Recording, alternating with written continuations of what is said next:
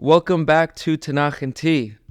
So before we get started, today is a very special Tanach Tea because it is our first time where we have a new person here. So we have Debbie here, we have Or here, but Keith did not make it today. And in his place, we have Gil. We'll just say your first name. I don't know if you want to be outed. Perfect. But he is a gaon.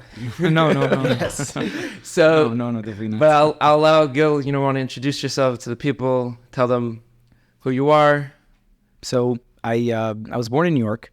How I found myself down here is that after I got married, my father, who passed away, told me, I think this is, will be a good start for you coming down to Florida. But New York was great. I love New York. I went to public school for a period of time. Then I went to school in New York called Hank. I think maybe some know, some don't know. And then I went to Israel, like most of kind of yeshiva boys. And then thereafter, I got myself down here. And ever since I got to Florida, my day pretty much revolves around working in real estate, brokering, investing. And a significant part of my day is working with teenagers, specifically doing outreach. There's a rabbi here, his name's Rabbi Edery, who is he's one of the main students of Rabbi Yochanan Zweig, who is the Rosh Yeshiva of Talmud University, who is also my rabbi as well. So they're both my rabbis, and I have a very close relationship with both. A lot of my growth I do owe, obviously we owe it to all our parents, etc., but a lot of my growth I do owe a lot to them. And one of the things I feel I was brought down to this world for was to work specifically in outreach and that young teenage section. So that's one of the main things that I focus on daily. I love real estate. I'm very much into it work-wise. And learning is pretty much the spine of life. That's when it comes down to it. Like, it's very difficult without learning. We live in a crazy world. It's that sense of stability that I think provides for most people who pretty much crave Torah in their life. That's kind of a short version. Thank God I'm married. I found a woman who wanted to marry me, which I'm grateful for. And a few kids, great family, and I'm grateful overall. Thank you for having me. Thank you so much for coming. So the way I know Gil is from Beit Knesset at my in-laws, at Or's parents. And whenever the Rav Shimon is not there, Gil is always the one to speak, and he's an incredible speaker. So that's, how I met him. And not this past Shabbat, 2 Shabbatot ago? Roughly, yeah. Something like that. Gil said, I saw a flyer for Tanach Tea at Young Israel. So I said, yeah, I also have a podcast, and you got to come on. And we just had that conversation. That happens to be yesterday. Keith dropped out. He's like, I can't make it this week. And I was like, perfect. I literally just spoke to Gil that he has to hop on the podcast. So it worked out. So before we get started, a couple things we have to get to. First of all, our sponsor for today's podcast is Shlomo and Sarah Simser, great friend of mine. And he sponsored the podcast, one, in merit of his children, he said. And he actually just had a baby boy, Yisrael Meir, so mazel tov to Shlomo and Sarah. But 2, he sponsored the podcast so we can add a correction to episode 3. He said, you made a mistake in episode 3. I'm sponsoring the podcast, and you got to say the mistake. So we were speaking about Kedusha in episode 3, and we were saying how, the Kedusha, it's 2 lines, really. There's that third line, but really it's the main part is 2 lines. You have the first line from Yeshayahu, which is Kadosh, Kadosh, Kadosh, Hashem Tzavot. And then you have the second line from Yecheskel, which is Baruch Kavod, Hashem Mimkomo. And we said that, angels only get to sing it once. And some of them say it once a day. Some of them say it once a week. Some of, once a year. Some once every 7 years. Some once every 50 years. Some just once. And we have the merit to do it multiple times a day. And we said you do it at least twice a day because we were including the Kedusha by Shachar and Mincha. Mm-hmm.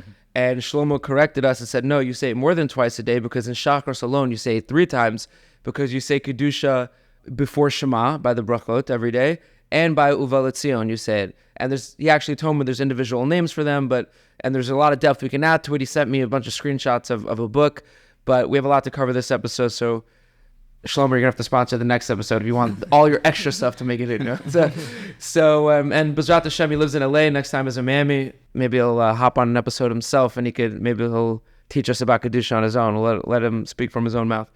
But yeah, thank you to Shlomo and Sarah.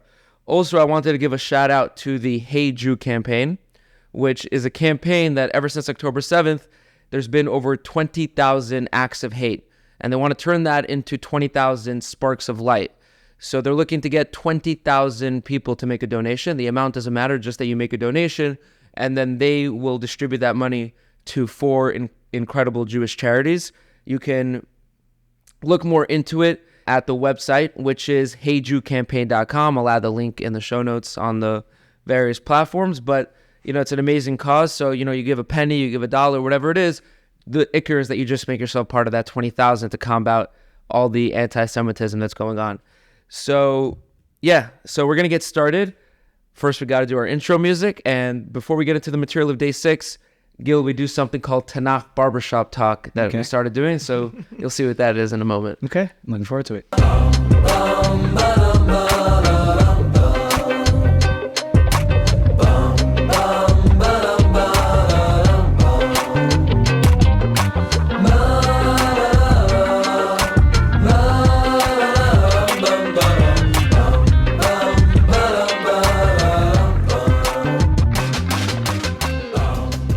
So we have a tradition here, before we get started, I actually forgot. We have a tradition here where I make everyone guess the tea that we have.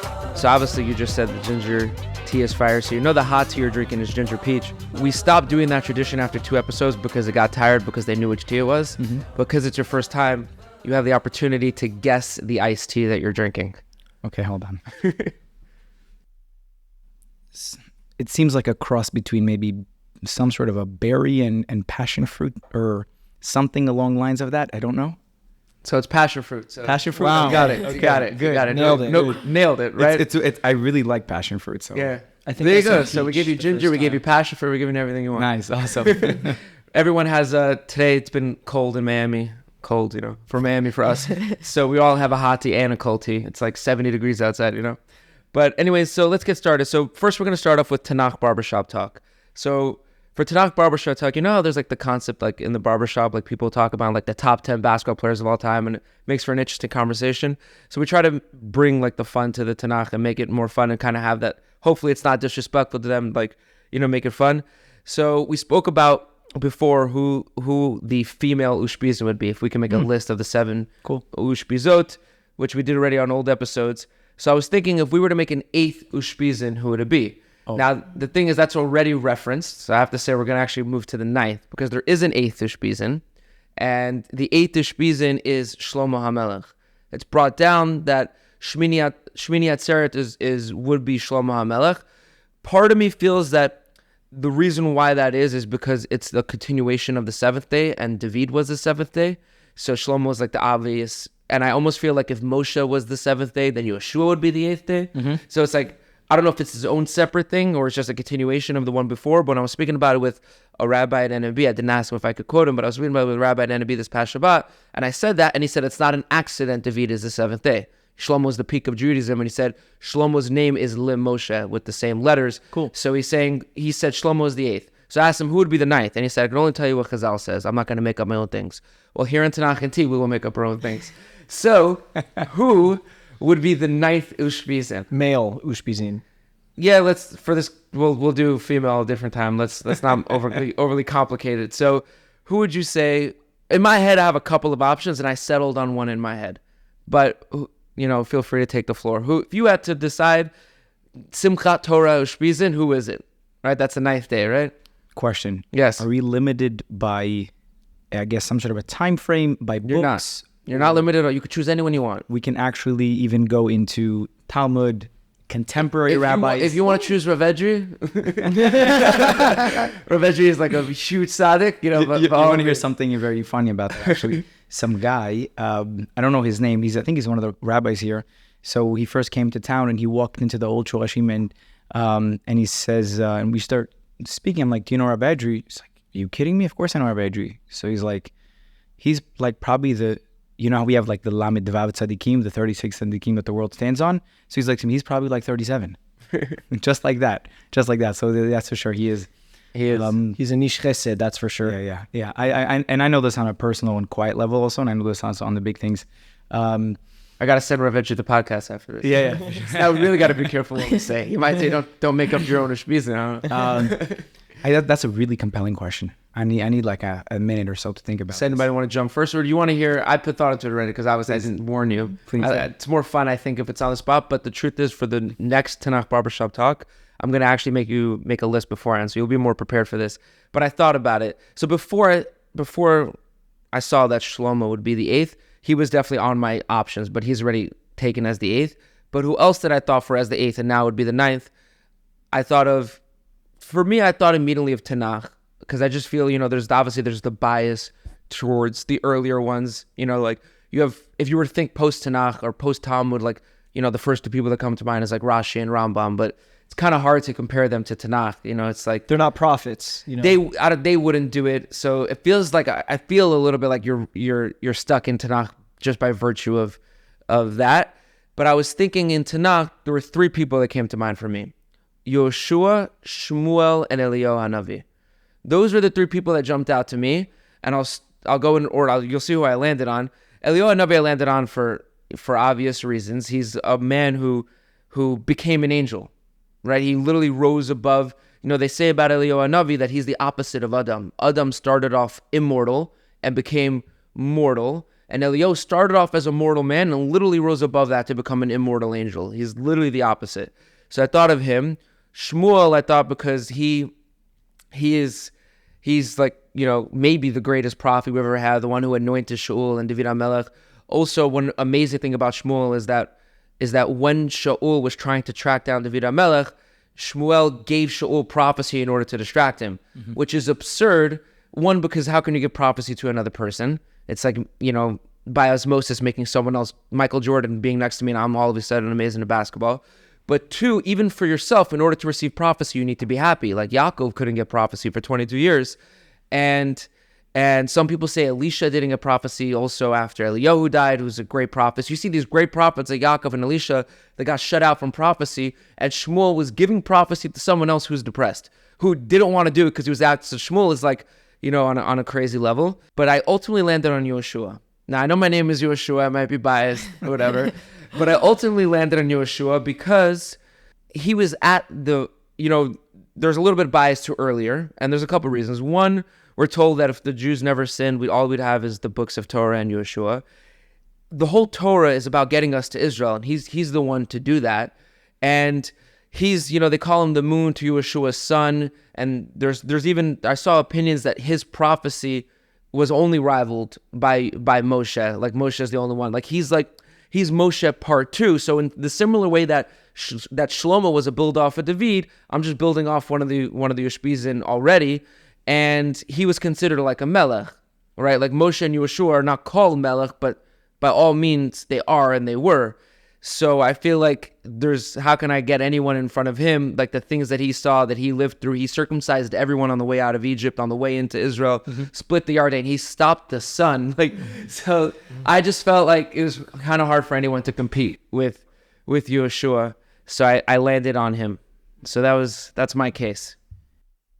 So I have a different take on it than you. I mean, one thing I'll say about Yeshua is that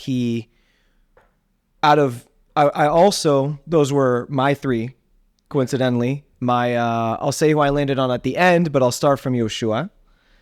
I think that Yeshua was relatively, compared to them, what's great about him is that he wasn't born, quote unquote, great. He wasn't, a so-called prodigy from birth. He worked his way up to the top, which is extremely admirable. That could take a valid place as the 9th Ushpizin, right? But can you say he's like the Michael Jordan? I mean, you're saying he's not a first-round draft pick. Like when the Torah listed 10 spies, he's the 5th spy that's named because the 4 before him. No, look, I'm not. So you're saying he's like Jokic? He was like drafted in the 2nd round. And is that? I hear what you're saying. Lehavdil, but I mean, maybe a Judaism that works in your favor. Right, it works. He could be he could be served as an inspiration to those who believe that you can become that just through sheer hard work and determination and perseverance. He's not the one I picked. Shmuel was very, very great. But, the difference between him and Eliyahu was that once Shmuel died, he kind of died. Not to say he isn't relevant. It's not a discredit to him. He's normal. Eliyahu is just unique. Eliyahu, he's my pick. He's the one, in Pesach that he comes through your door. You know, he's relevant through all the time. And he was also, I mean, you're talking about powers of like, he's like the ultimate Star Wars, you know, just the things he was able to do, the relationship he had with Hashem was, I mean, he's doing business with Hashem. You know, I will say what you just said was a really good point about he's the one who shows up Seder night, because if you're speaking about the Ushpizin, ultimately what they do is that they show up on Sukkot. So he shows up on Pesach. So the fact that he's the one showing up on Seder night is a really good argument, specifically to be an Ushpizin. Maybe if we restructure and say, if you were to make a list outside who's greater, I don't know, but specifically for the Ushpizin, I think that was a really good argument. Yeah, he's, and just, you know, to me, what stood out the most to him was, I mean, the fact that he also, like Moshe, you know, never died. I think it was him and Hanoch also, who's this great mystical figure that no one knows about, and he's able to do what he did as a mortal, you know, and he didn't have 365 years to do it. I don't know how old he was exactly, but he was, you know, regular human, adult male lifespan. So we're still talking about him to this day. And I mean, it is also my nephew's name. So there's a bias there. I immediately, when you asked the question, Yeah. I thought of Yeshayahu. Like, for me, Wow. I don't know, the way you were That's a talking. deep cut. I like it. Yeah, make your case. Make your case. All right, let's see. You talked about Shlomo being like the pinnacle of Judaism, right? Like, we had the first temple. It was the most amazing time. And to me, Yeshayahu represents Mashiach, right? Like, he I don't know, I have like a thing with Yeshayahu, like Nachamu, Nachamu Ami, like that's like one of my favorite phrases ever. And how he tells the whole history of the Jewish people, and then how he brings into words what Mashiach will be. I don't know, it's like, to me, a continuation of what you said about Shlomo being the 8th. To me, Yeshayahu would be the 9th just because of that aspect of him. He is also, I think, the book where we get the most haftarot. There's a lot of Yeshayahu in our day-to-day. So anyway, I think that would be my... He's also for Shabbat. The Shabbat day Kiddush is Yeshayahu. And Shabbat's like the best, you know? Yeah. He's the original Rashi. He's everywhere. That's a great case. I hear. Gil, it's on you. So You could side with one of us, or no. someone I else. was thinking deeply on this. Shmuel jumped at me when you said it as well. Especially, I mean, maybe I'm a little biased because it's my father's name and my son's name. Seems we're all biased except for Debbie. There's a lot. No, but there is someone I'm going to pick that's not Shmuel. I wanted someone a little more polarizing, just so we can relate to this generation. Mm-hmm. So I'm thinking about Yona. Wow. And the reason I'm thinking about Yona, well, we know the concept of the Sukkah Shel Leviathan, right? That we know when Mashiach comes, there'll be Sukkah Shel Leviathan. We spoke about that in the last episode. Oh, cool. No, look at that. and you know, he's a very polarizing figure where, on the one hand, I think like most of us, he wants to do the right thing and he wants to do the will of Hashem. At the same time, he's also running, I guess, from many things that there is a fear of consequence, and he's actually getting caught up in the ship by, I would say, very friendly and caring sailors, because they didn't want to throw them off. They wanted to keep him, but left no choice. They ended up, throwing him into the water. Then came the Leviathan and swallowed him. And he ended up doing his duties because he was cornered. His back was to the corner. He ended up doing what he needed to do. And this is one thing about it, is that I think oftentimes when we are forced to do something, we don't want to do it. And there's a ton of resistance that kind of emits from our personality, even though we know it's good for us. And that's something that's a real struggle. That we know something is good for us, we like, no, don't tell me. I'm going to do it my way. And even though Yonah ran away from it, he ended up doing it, even though it was against it. And I think that concept of it's like we crave for freedom by so much, I think, in this generation more than ever. Like, I'm not talking about physical, obviously. I'm talking about emotional freedom, mental freedom, these things that we really, really lack. And I think, in a way, he was able to get to that reality. And I think a lot of us need, and I think hopefully that's kind of one of the figure that what you need something a little more polarizing, not as perfect as the others, one who's had this real struggle. So I'd like to build on to make your case. Something jumped out at me, which you said he's the most relatable. And the Vilna Gaon says he has his whole sefer that Sefer Yona is a mashul for our body and our soul. Yeah. That when he's on dry land, that's your body, and that's the soul. Sorry, when he gets put into the ocean, and in the boat, and then that world, and you just like you strive to get back to dry land, you really strive to get back to the spiritual world, to get back to heaven, and this is just temporary, it's just a boat ride, and that every single thing in Sefer Yona is a mashul for our life and our soul, and literally every single thing. My Rebbe, Rabbi Peled, I learned this sefer with him on Mondays. Sorry, I missed today. Sorry, Rebbe. But we usually learn on Mondays and on Wednesday nights. So give a shout out to Rabbi Peled. He teaches this in the Hollywood Kollel. He gives a share every Wednesday night about this sefer. Yeah, so that literally makes your case. And also we read that sefer on Yom Kippur. Right, and that's not an accident. Right. So it juxtaposed next to Sukkot. Right. So it seems like if there was a number 9, perhaps I would give it to him. Can I make a case for Eliyahu over Yona? Go for it. Eliyahu revived Yona. Right? They say that the boy in Tanakh that Eliyahu revived, the miracle was Yona. It's true. So your guy's not around with that Or's guy. What time period was he around, Yona? So I think it's a dispute among the rabbis, more or less, because he's one of those figures. But my recollection of it is that his time frame was obviously around the time of what was it that I'm trying to see if I'm not going blank here on this. Between Eliyahu and the destruction of the 10 tribes. It was around that time, but there's a specific time. I'm going blank on this. There was a specific time that I read. I'm not having the recall on it right now, but there was this very specific time frame that he was at. But in relation to what you said, it's true. Obviously, he wouldn't be around. I feel like that's an argument that could be used for everything, though. Yeah, in a nutshell. That was more of a right. But I do need to concede on that point. That's for sure. All right, awesome. So that was Tanach Barbershop Talk. That we actually spent a lot of time with that, and I think that was an awesome one. So thank you guys. And now let's jump into speaking of Eliyahu and Navi, and speaking of Adam, now we're going to jump into day 6. We're going to jump into the creation of Adam. We are in Pasuk Chaf Vav 26, Yud Ke Vav Ke.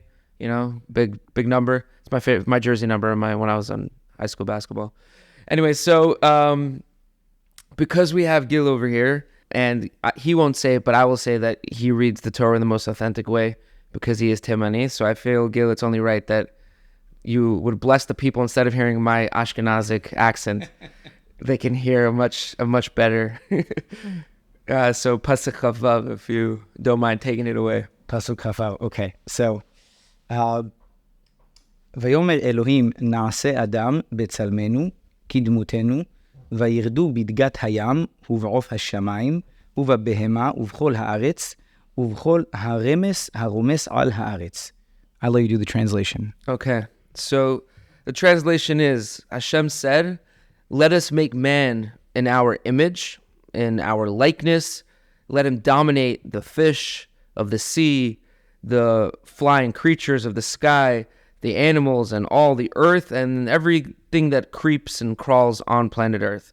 So loaded pasuk, right? So the Mamlez is going to go very into this. He has pages of opinions and mafarshim on it. We're even going to skip some, and we'll still have a lot to cover. So first of all, the first thing that jumps out is when the line, our image, right, which is B'Tzalmeinu. That's a famous, our. What do you mean our? Right? We saw how much Hashem made sure to show that he's the only one imparted. We said the angels were created on Monday instead of Sunday, so you know for sure that Hashem started everything off, and Hashem was the creator of everything. And Hashem Dafka created the sun and moon after the plants, so you know that the sun and moon aren't godly figures, and the plants can survive on their own, right? There's so many things Hashem plants, right, in the first psukim to show that he is one and only, right? And yet, here he comes and says, B'Tzalmeinu, right? And he gives it our. And this is used by non-believers to make an argument. This is to say that you could make an argument for polytheism. If you're Christian, you can make an argument that there's multiple parts to God. And it is used by non-believers to the point that when King Ptolemy was asked the 72 sages to translate, we spoke about this when they translated the Torah, they all made the same exact edit. All of them said, we're going to change that to I shall make man, right? That's too dangerous. So clearly problematic. So what's going on? So first of all, the Imam Lez, before he even starts, he says, by the way, we're not impressed by all of these non-believers' proofs.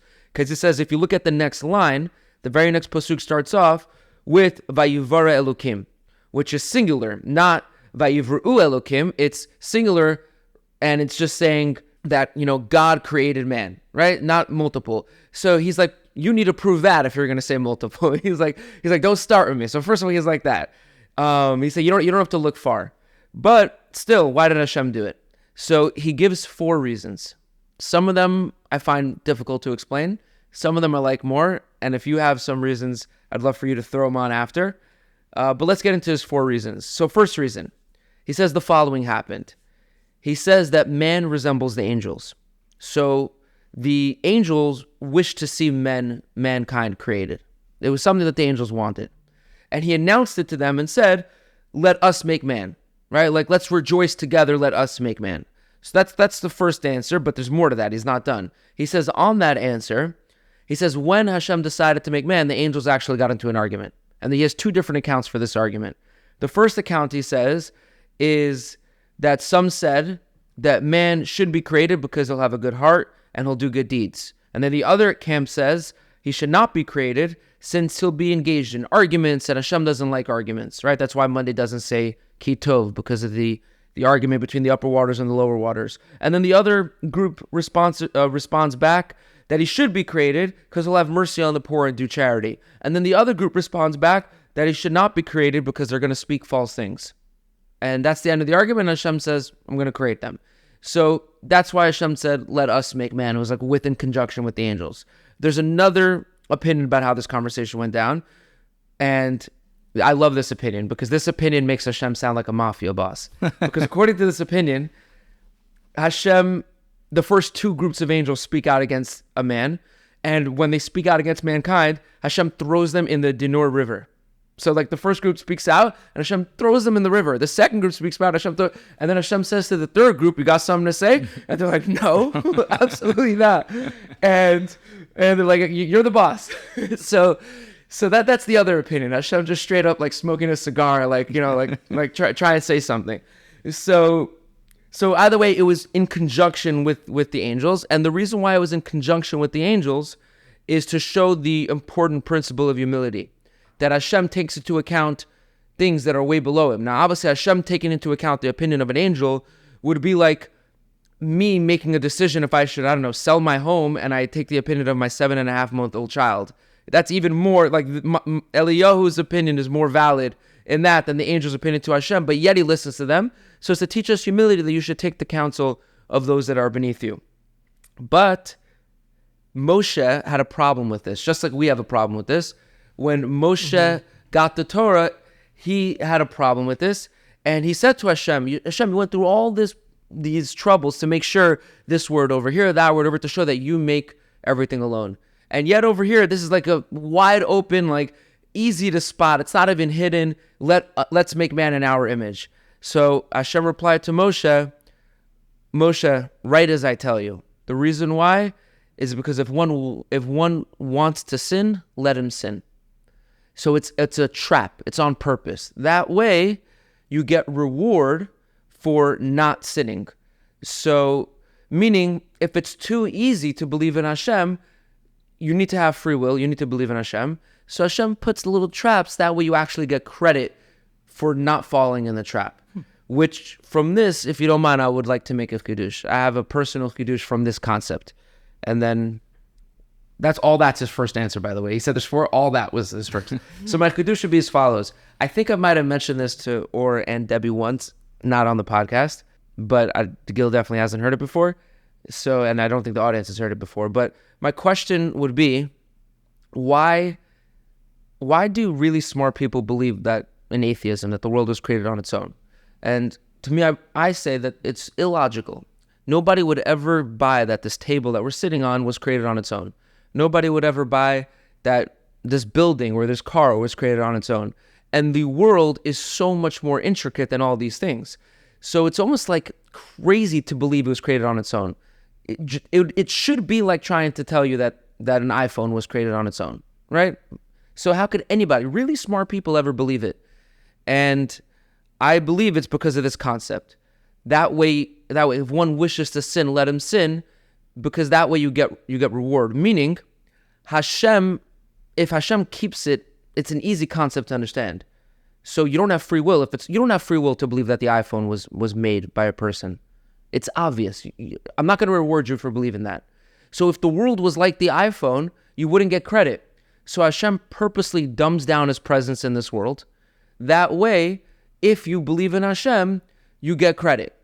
So it's almost like to counteract, to give you free will. That way, it's a trap to give you free will. It's the same concept as over here, which my chidush is that atheists prove Hashem. Because if an atheist doesn't believe in Hashem, you yourself are the proof, because you are believing something that is unbelievable. You believe that Yankee Stadium just appeared on its own one day. You're proving that Hashem dumbed that down so you could have free will. So that's my chidush. I have something to add to that from a different angle. Yeah. So they say that, one of the things that made, I'm jumping ahead a little bit to Lech Lecha for early spoilers, but one of the things that made Avraham Avinu great was that he found Hashem on his own, whereas, comparatively to Noach, Hashem came to Noach, right? I mean, Noach believed in him, of course, and had a good relationship with him, but Hashem reached out to him because he's kind of like it's an emergency fire alarm, right? But when one of the things, to add to that point, I agree with your point, and I think another thing is that Hashem wants you to, I think it also goes to the concept of humility, where Hashem wants you to also reach out to him. So by making it not so obvious, right, makes you look a little bit deeper, makes you work for it a little bit. And, when the harder you work at, finding Hashem, the more reward you get, just like Avraham got when Hashem finally reached out to him at 52 years old, after he put in so much work in, so already spreading the ideas of monotheism, not believing in idol worship. And then, the reward came and Avraham had it so much harder than us. He didn't have all this data and information that we have. And he still found it. And the more you find it, right, within the most darkness comes the most amount of light. So the more that, you look for it, the deeper your understanding will be. So it's not supposed to be so obvious that he's there, because believing in Hashem and practicing Judaism isn't supposed to be easy. It's supposed to take work. Beautiful. I think that answer, by the way, not only is one of the answers for the plural, but I think it also gives one answer as to what it means to be in the image of God, right? Because you yourself are saying with your chidush, right, where one of the things that they say is that the free will that we are given as human beings is the freedom that God has to create and to do everything. We're giving that freedom too. So by giving us the freedom to believe or not to believe, that answer is kind of answering both things, which I assume maybe that question is going to come up of what's B'Tselem Elokim, kind of that answers it a little bit too. So, I'm looking at the verse here, and two things. Typically the word tselem, the way to understand the word tselem, it's the word Rashi brings down, it's tfus. What's a tfus? Tfus is like, let's say you take, I don't cook if my life depended on, I don't know how. If you take aluminum foil pan, right, and you wanted to take, dough, and you put dough inside the aluminum pan, and then you remove the piece of the dough, that's the tfus. The tfus is that piece in itself. So essentially what the pasuk is telling us is when God created Adam, betzalmenu, it's bitfus, it's almost like taking a kli, like a vessel, and then you put some sort of raw material inside it, and the raw material that you put inside it is going to mirror image what the kli is in itself. So that's what tfus is. In fact, there's also a Gemara in Sanhedrin that says, how is Hashem different than basar v'dam? Is if you wanted to, when they used to create currency, right? Each currency would be essentially identical. one to another. That's how you define as currency. And the beautiful thing is when Dad, if you relate it back to us as human beings, we are also currency, but each person is different in the currency itself. So it's like, imagine having a quarter, but each quarter is literally different, although we have it today by different states. What that means is obviously each person has their own role. That's why each person has their own fingerprint. That's why the Gemara says, just like their personalities and their characters are different, so too their faces are different, so on and so forth. So there is a sense of uniqueness that God created with each individual. Second thing to note is Naaseh Adam, which is, he said, hey, anybody wants to come make a mistake, let him make a mistake, right? And when I first learned this, I was so fascinated by this, because you see how God is not trying to control anything here. He's really not trying to control anything. If you want to come and deny my existence, okay, I'm not threatened by your denial of my existence whatsoever. And oftentimes, when someone tries to usurp or take over your own presence, you try to defend it. Not in any way, shape, or form does God do that, right? Which is, I think, a direct consequence of his love to his creations. So I'm not talking about Jewish, not Jewish, just direct consequences of love to his creations. And lastly, what I would say here is looking at the pasuk, Naaseh Adam, you mentioned the concept of humility, right? Yeah. So I think the greatest thing here is, I think it's literal. God literally wanted to hear what they had to say and make a decision based on information. So which means that you can ask someone who's much younger than you a question, and you have to be genuinely interested in what they're saying. You're not doing it because you want to make them feel good. Okay, that can happen too. But you have to be genuinely interested in the knowledge that they're going to convey over, because essentially, if you break it down, my rabbi taught me, that's pretty much Torah. Torah is, rabbis are arguing. It looks like they're arguing. They're really trying to understand what the other side is saying, how they understand the verse. So I think that's one of the greatest psukim we have is this, that I want to know how you're thinking and how you understand it. Because if I know how you're thinking and how you understand it, you enrich my perspective, and then we share those ideas. I think what you just said can be taken to also raising your children. That you can raise your child, and you could, at first you could just say, I'm the parent, listen to me just because I'm the parent. Two, you can say like, what do you want, or what's your opinion, or, whatever, but not actually care for it, and they know. Versus when you actually can talk to a child, and this is also about being a Rebbe, being any sort of teacher, being a boss is talking to them, and they can feel that regardless of the level difference, they're really talking to you as not looking at themselves as any different. And your 5-year-old can feel that. And actually, my Rosh Yeshiva, his name is Rabbi Ronnie Greenwald. His father, Rabbi Ronnie Greenwald, who is a great man, he was involved in getting Natan Sharansky out of Russia.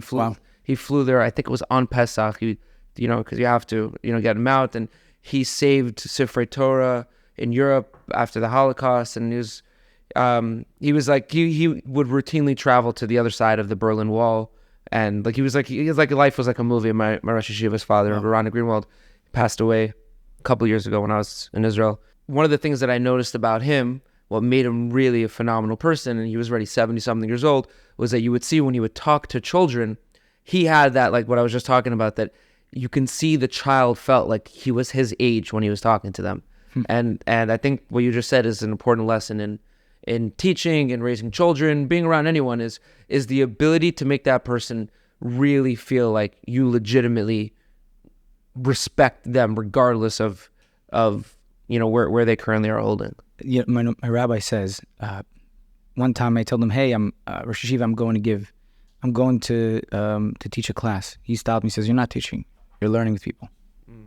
And I never forgot that. Wow. It hit me so hard. And and that changed my whole mindset. Is the other thing is that when you do learn with other people, you empower them if you give them the feeling that you're learning with them and they have something to offer, to say to you. And that's so important. Children, it probably doesn't get any bigger than that. And that the whole concept, you have something to say, it's probably important. Several times when I hear my rabbi speak, he says, this question bothered me for 20 years. From that I learned two things. Number one is, it's okay if you don't have an answer to your question for a few years. It's not a big deal. I have several of those. I have multiple questions I haven't answered. Just put them on the back burner. Maimonides says also the same thing. You don't have an answer, it's okay. Yeah. And then once you realize that you don't have an answer to something, so you start asking people, and you have a conversation with people, and you see maybe how they think, and maybe ultimately you can get an answer. But the bigger thing is you have this chance and opportunity to empower other people when you do discuss with them any form of a topic. And he asked once a kid a question, and he says through asking him this question, he answered the question that he had for 20 years because he was genuinely interested in what the kid actually had to say. And I think that's just the secret to all learning, is that humility. And maybe why that's why Moses was the chosen one, because that's one of the main ideas here. That's one of my favorite verses. Speaking of Moshe, that's a great example of a parent listening to a child. We spoke about that on Shabbat when we were talking, that Miriam rebuked Amram and he listened, right? And how old is Miriam at this time? Like 5, 6, yeah, or young, 7? 3 or 4 years old. 3 or 4 even? Yeah. Very young, right? The difference of age between Miriam, Aaron, and Moshe is pretty minuscule. People don't realize. It's like 1, 2 years. It's like you're normally a Jewish family now. So she's a young child, and she put her father in his place, and he listened. This is when he was scared to have another Yeah, when child. he got divorced, that and she's like, you're worse than Paro. He's taking away all the boys. You're taking away all the boys and girls. Right. I remember you bringing that example, and I told you, like, wow, that's incredible. That's a good way to substantiate that point. Saying this is exactly what happened, and that's how Moshe came to the world. Yeah, it's amazing. So Miriam's greater than Moshe by the logic I used before. Pretty much. Yeah. The Yona logic. Moshe's not around if not for Miriam. When you're speaking, it reminds me a little bit that something that always enthralls me in the story of the Akedah is when Abraham responds to God. God calls out and he says Hineni, and then goes further into the story, and Yitzchak calls out and says Avi, and he says Hineni. And then when the angel calls out to Avram and he says Avram, and he says Hineni, Avram responds to God, to Yitzchak, and to the angel in the exact same way, showing the love and the respect to each of these entities that are totally different. And I don't know, I think it's very much in relation to the concept that you guys are bringing. I think that's maybe why, yeah. I never paid attention to that. It's fascinating insight. Second answer is provided courtesy of Rabbi Shimon Bar Yochai. So we're not quoting randoms over here. So the second answer is very interesting. I hope it's going to be heavy. I hope I can deliver it correctly. Because, Rabbi Shimon Bar Yochai, his answer, you could imagine. So he says the following. He says that at the very beginning of creation, Hashem brought 3,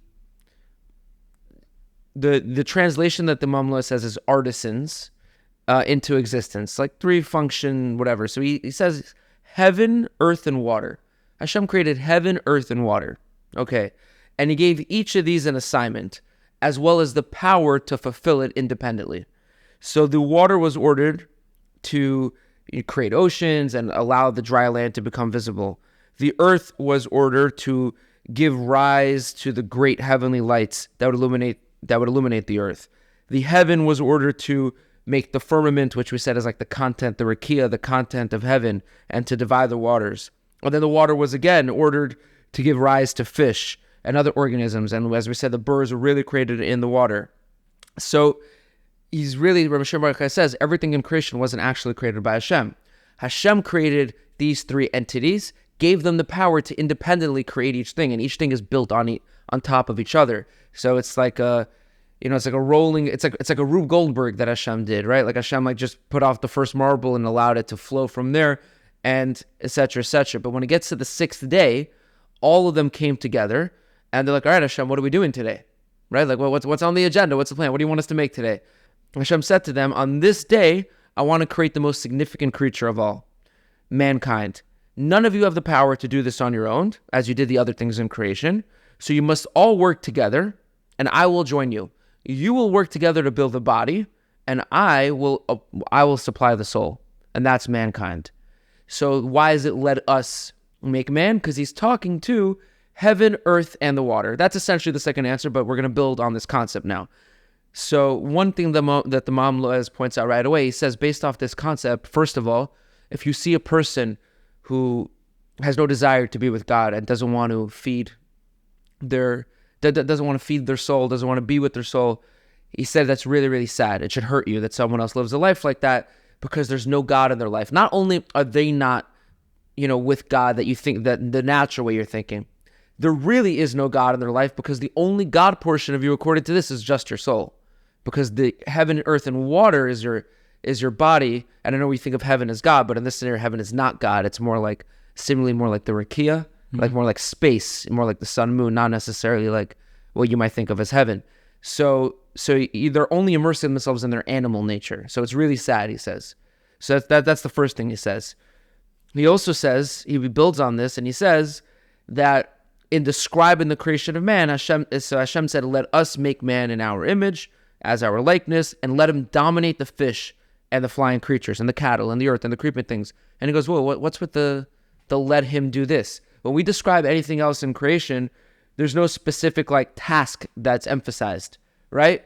This is the only time where we see let him do this, let him dominate. What's up with that? So he answered the reason why it's like this, the reason why this is emphasized is to show the importance of man, right? That's the natural thing in my thing, is to show how important a man is. But why is it showing how important a man is? Because Hashem is really saying that they're above everything else, meaning I'm actually going to create something this time. I'm joining you, meaning naturally they would just create it on their own. And he records a conversation here. He says that these independent, heaven, earth, and water, they said to Hashem, if you're going to create man, why should we participate? You are the master of the world. You created us. Once you're creating something, do it on your own. We have no power in comparison to you. We're just servants of you.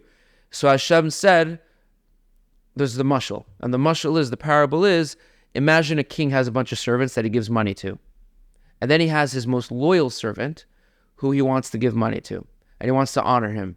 He doesn't only give him money alone, but he makes all his other servants give him money, and then he gives him money on top of that. So man is so important that Hashem makes them get involved in the creation of mankind. And that makes us the most significant portion of creation because they're all part of it. And they're all bought into us as well. To the point that the Hamelech says the Chiddush over here. And he says that if a person truly does teshuvah, even the angels and the stars and the planets are rooting for you because part of them is in you. Not just that part of Hashem. We always say Hashem is in you. Nature is in you. The stars are in you, the planets and angels. So it is our image, and they're all rooting for you. If you, he does say one caveat. There's one piece of nature that is actively rooting against you, and he says shadim, demons, which we'll probably talk about in the next episode, the creation of shadim. He says they're rooting against you. But yeah, that's the second answer, courtesy of Rav Shimon Bar Yochai. I do have a question pertaining to ruling over, all the domains. Is before, at least this is what I've read. I might be wrong about this, but after Noach's time, the rules for Hashem gave us more authority to rule over the animals. We were allowed to eat them alive. That's where kind of the first signs of kashrut came into place. Whereas, at least from my understanding, before this time, we were not allowed to eat any of the animals.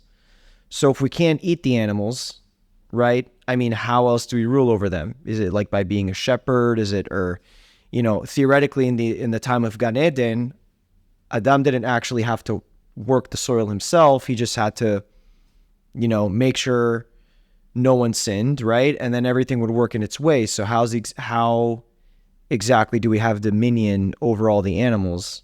Is because we named them? So on the next episode, we're actually going to spend a lot of time talking about this. He just dropped a teaser for everyone to come back to the next episode because he's going to go into that. I don't want to just partly jump into it because in the next pasuk and the next, he's going to the Hamelech is going to dive into that concept. So we'll just let it hang. Gil said we let questions hang. We're going to let this question hang exactly. To the next episode. So, yeah, and it's an interesting question. No one go off the derech in between, So if I'm understanding that answer, I think I understand the answer. I don't know for sure if I understand it. These things are very complex, but I guess on a very elementary level, the Ramchal, he's the author of Mesilat Yesharim, The Way of the Upright. Rabbi Chaim Moshe Luzzatto was brilliant. Died young, age 39. successfully wrote multiple books. I guess his magnus opus is Mesilat Yesharim. That's the one that people very well know. And so he does write there that, which goes, I think, is consistent with this concept you just raised, that everything that we do, think, speak, etc., it affects our surroundings. Not just living things, but even inanimate objects. We affect them, and vice versa, either for good or for bad. And so if that's true, now I can understand why everything else would root for me if I'm doing things correctly, right? Meaning I guess all living things, organisms, they are rooting for me because I'm affecting them in a positive manner. They're following me and my behavior, right? And the other way is also true. People, I guess they would, those that would root against me, the shadim stuff is, I don't know, it's beyond my pay grade. I don't know much about that. Conspiracy time. So, nevertheless, though, I would say that I think you mentioned it's actually Rashi brings us down in the word Naseh Adam relation to those who root for you and root against you. So he does bring down here a pasuk from Melachim, right? Melachim Aleph. He says, "Raiti et Hashem yoshev al kiso v'chol tzava hashamayim omed alav mimino mismolo." So God is sitting on his throne of glory, and his, I guess, of army, right, are beside him on the right side and also on the left side. So Rashi explains, what is it coming to tell you? Those that on the right side are all rooting for you, right? These are your ambassadors. These are saying good things about you. And those that, on the left side are the ones that are against you and are going to give the list of all the negative things you said, thought about, etc. So you actually, no coincidence that this is the answer, but it's actually also present in this Rashi, this concept. Wow. Yeah. Again, next episode teaser. You mentioned that the world is invested in what you're doing. So the Mamla is also going to touch on how everything is affected. He's actually going to go into those details of how things are affected by your deeds and how they're related. And the Vilna Gaon also talks about that. And so another teaser for the for the next episode. All right, we ready for the third answer? Anything else? All right, so third, or you want to say something? No. Okay. There's we've only said half. I prepared 2 psukim today. Turns out we're not gonna make it to the second one. We're just gonna do this one pasuk, All right. So here at Tanach Tea, we cover one pasuk at a time. Well, it's gonna take us 2 decades to finish the entire Tanakh. To get through many issues. You're right. That's the plan, Gil Grafi. We're going through the entire Tanakh. That's awesome. Yeah. That is such an awesome thing. Yeah, so it sounds like you're going to be back multiple times because it's going to be going for years. It'll be my pleasure. Hopefully I have a little more time to prepare as well. The next time I'll give you more warning. Yeah. So the third reason that he says, I will tell you this third reason I find to be difficult, so I'll give you a warning before I even say it. I find it to be a little confusing. So the third reason he says, and again, if you probably forgot our question from the very beginning, we're trying to explain why Hashem says in our image, not in, giving that this impression that there's multiple parties here. So the Torah says, let us make man. And that is because the angels were very proud when they looked at the fish and birds after day 5, right? The angels were created on day 5. There's we spoke about already that some angels were created on day 2. One angel was created on day 1. That was the angel of death, was created on day 1. Big time, the big dogs were created on day 2, and most of the majority of angels were created on day 5. So the angels are created on day 5, and now you have, for the first time, animals created on day 5. So the angels look at them as their counterpart, and they're like, we're so much better than they are. Like, this is what, the opposite side has to offer here. So Hashem says, hold on, let us make man. We're only up to the fish and birds. Let's make man, all right? So in that context, let us make man actually makes sense. It's like to kind of put them in their place a little bit. And there would be a question as to, we had a question before last episode. And again, this is a good example. We had a question hanging from last episode that we answered a couple of answers. We now have another answer. We said, why is it that the fish and birds were created on day 5 instead of day 6? All animal life should be created on its own, right? And regardless if you want to do it on day 5 or on day 6, it should all be created on its own. And next episode will answer why it was day 6 for the majority and not day 5. But fish and birds should have been on day 6. with the rest of the animals. So this answers as to why they weren't, because it's about putting the angels in their place because they were too proud. Because you can make two cases when you look through creation. You could either make the case that whatever's created first is the most special, or you can make the case that whatever's created last is the most special. So angels are created before mankind. So naturally what they can say is that they're better than mankind. So what does God do? God creates fish and birds before angels, and then he creates the rest of the animals after the angels. So they have no room for any arguments because they have animals on both sides of them. Which also there's a beauty to that because angels are the animals of the spiritual world, so to speak. They're no different than an animal. They're 100% spiritual, just like an animal is 100% physical. They have no free will. There's no real reward for them because they operate on instinct. They're like Hashem's AI robots. You have the animals that do that here, and you have the angels who do that there. So Hashem surrounds them by animals on both sides, so they can't make either case. That what's created before them is greater, what's created after them is greater. Angels are not that great. They're part of the animals. They're surrounded by animals. So this answers two questions. It answers why Hashem let us make man, and now it answers the question from the last episode, which is why fish and birds are separated from the rest of mankind. So I thought the reason was difficult, but now that I explained it out to myself in this moment, it actually makes sense in my head. Yeah. So yeah, I was actually going to ask you what was difficult about it, because the way you explained it, it hit. This is just one of those cases. Yeah. We were speaking about it before the podcast, me and Gil, that you were saying that when you teach, it's like Hashem provides it to you the same way, like you said, as the mouth of Bilam, right? Yeah. The mouth of Bilam's donkey. And I was saying that when I teach the same class 3 times, like I have 3 senior classes this year. I have 6 classes total. Amazing. 3 9th grade, 3 12th grade. And happens to be the 12th grade class, I teach the same material to two classes of boys and 1 class of girls. And I always say the class that I teach first is not actually I'm learning while I teach them. And then the second and third are actually getting like real. So this was a great example. Before I read it, when I prepared it, it didn't click for me, but I was able to now click in the moment. So it made sense the way I said it now. I don't know why, it's just Hashem provided it. So yeah, big time. When you go and you speak at places, and from time to time I get invited to go speak in different places, you can prepare something and you can deliver what you prepare, but you realize it goes in direction beyond your control. Mm-hmm. And that's when we were discussing, but we were saying that when Bilam was hitting the donkey eventually spoke, in a sense where animals obviously don't speak per se like we do, but God opened the mouth of the donkey. So too, we go in, you give a talk, you learn with people, then you realize, I don't know how I got to this, but I guess that's what they need to hear. And then they come to you and they give you feedback. And I'm sure you'll agree with me. Sometimes you feel like this wasn't exactly the best talk I had, or maybe the best podcast, and then the feedback you get is out of this world. And you realize you have no control. It's really not about you. It's about the people, right? And sometimes you feel like, wow, this is great. I feel great about it. And you get any feedback, you're like, what am I missing? So you just don't know. You're just there to do a job, and you just show up. Speaking of the mouth of Bilam's donkey, spoiler for next episode. I thought we were gonna get to it in this episode. Oh, I feel bad. So I'm my presence here is no, it's amazing. Spoilers. No. I'm just trying to get you to come back. Forget the audience.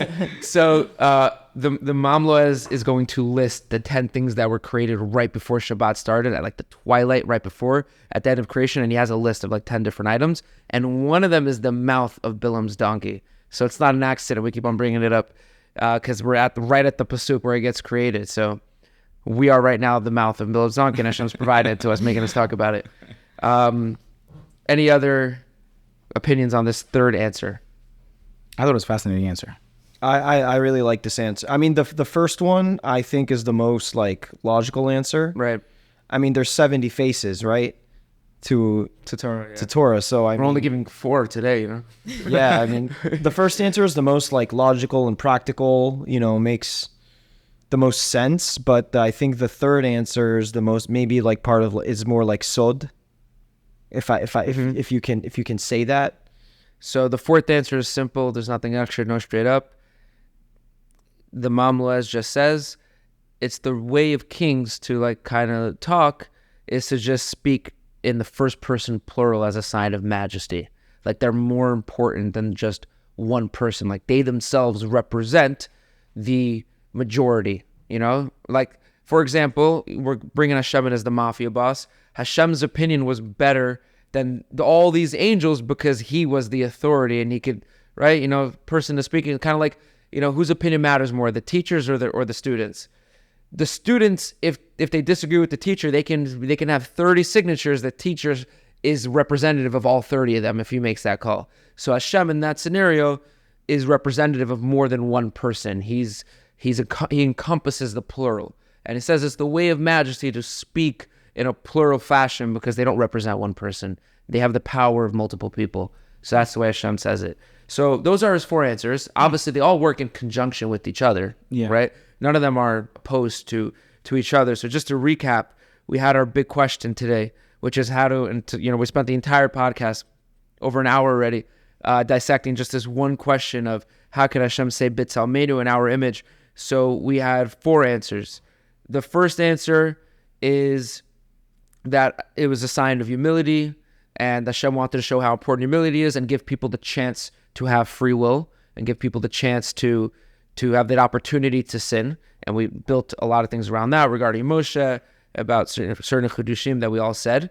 The second answer was courtesy of Rosh Hashanah Bar Yochai, who, of course, provided a Kabbalistic answer that turns out Hashem didn't do creation on his own. He had heaven, earth, and water as agents and just had everything build from there, and they all did it together. So the us is referring to them, and therefore nature has a stake in your game. Yeah, your game. Yeah, nature's involved in your game, except for the Shadim, which we'll get to. And the third answer was that Hashem was telling the angels, let us make man, like they thought they were equal with the animals, to put them in their place. Like, oh, you're good? All right, let's make man, bro. Calm down.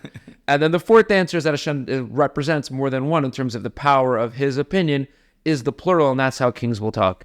So that is our 4 answers. I'll tell you, it probably goes a lot deeper than my understanding of it. I don't like the 4th answer. Great, we have 3 more. Oh man, that was the 4th.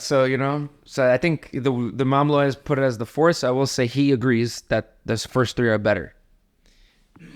Saying that, I think that if you go back to the first pasuk, I learned this actually in a midrash I have. The midrash says, it's called, but when you go to the first pasuk, it says Bereshit bara Elokim tashamayim v'ta'aretz, and specifically Hashem's name isn't mentioned first to show his humility.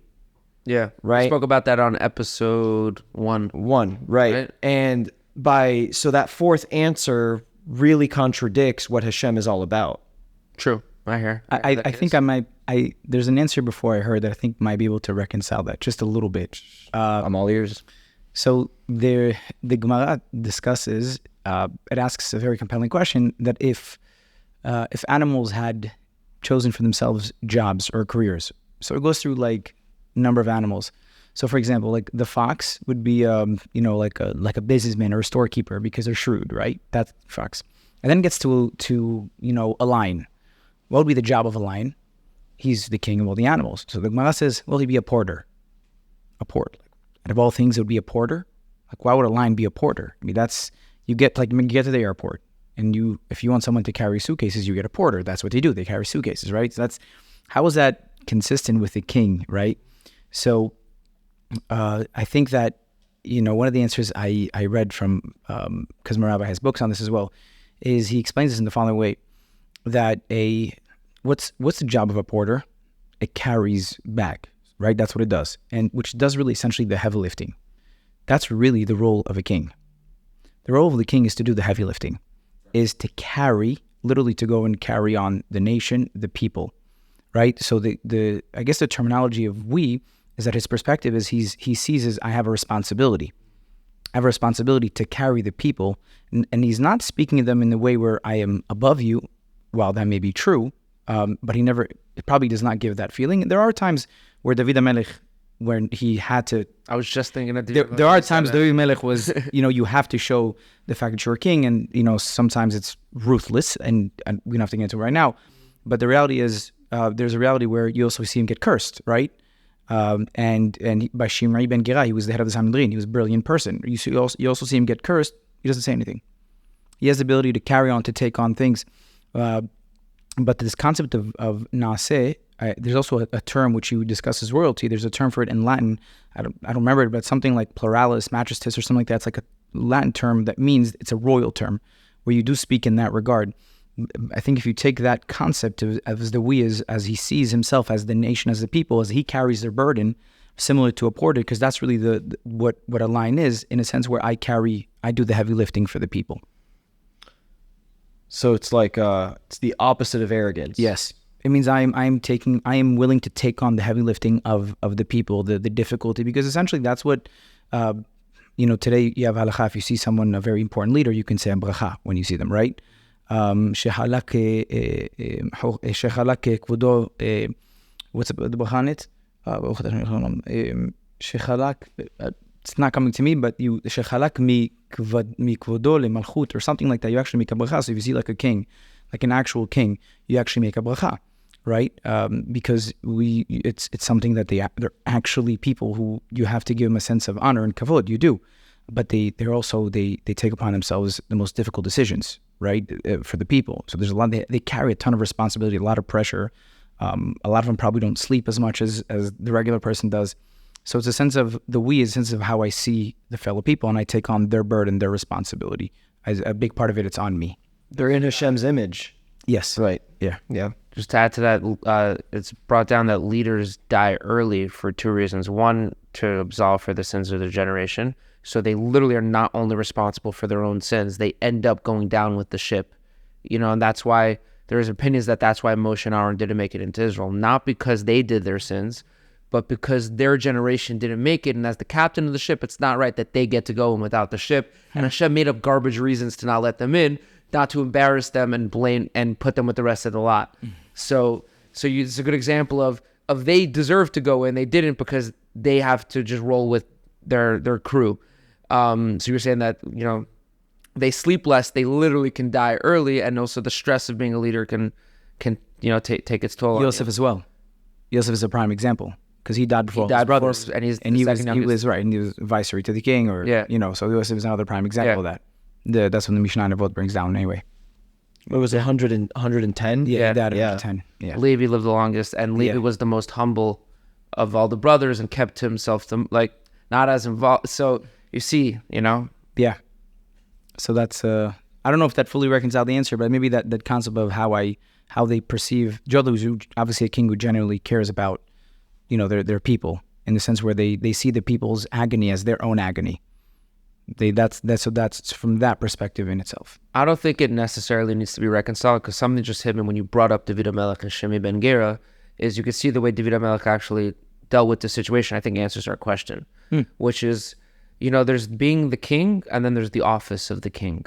And you could be humble as the person, but not disrespect the office that you uphold. Yeah. And you see David Hamelech did exactly that with Shimmy ben Geira, because the story with Shimmy ben Geira, come to the live Tanach Tea on Wednesday nights at Young Israel, talking about the story of David Hamelech. We'll get there. B'ezrat Hashem. But the story, for those who don't know, the story of Shimmy ben Geira, since once we're bringing it up, is that when David's son Avshalom took over his kingdom and David was on the way out of town, Shimmy ben Geira started cursing and calling him a dog and a murderer and a prostitute, and started cursing out David Hamelech on his way out of town. It's like the low point of his life. Right, is on the way out, losing his kingdom to his son. This man's cursing him, and he's still the king. And his advisors say, let's kill him. And David says, "This is what Hashem wants me to hear. We're not going to touch him." On the way back in, Shimmy ben Geira is when David takes over the kingdom again after 6 months.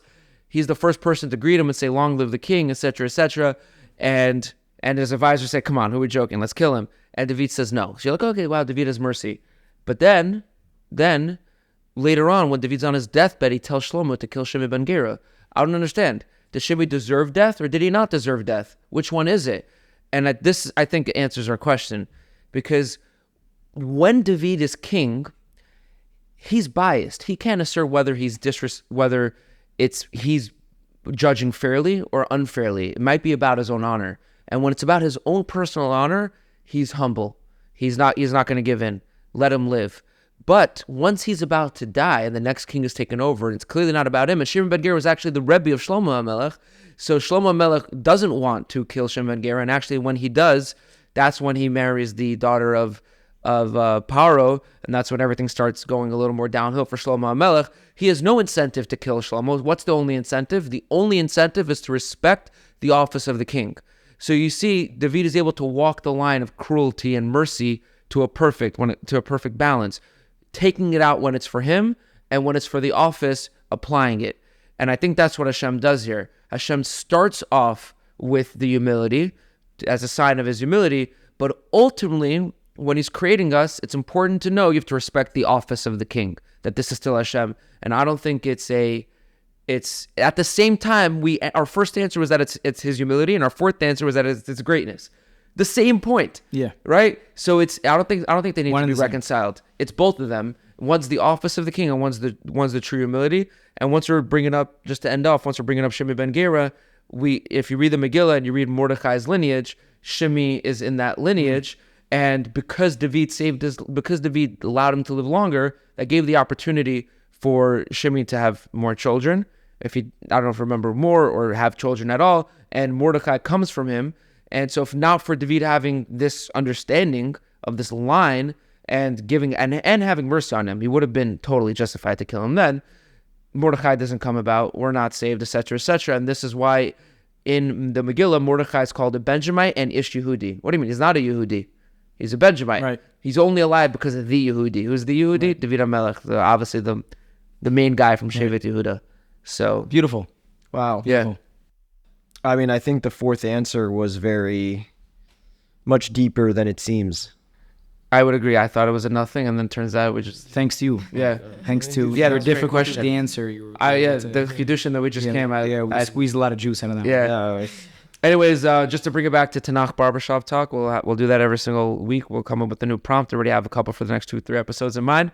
But if you have if you have your opinions, any feedback for who the 9th Ushpizin is, email tanachtea@gmail.com, comment on Spotify, wherever. Text me. Supply your opinions. Thank you for having me.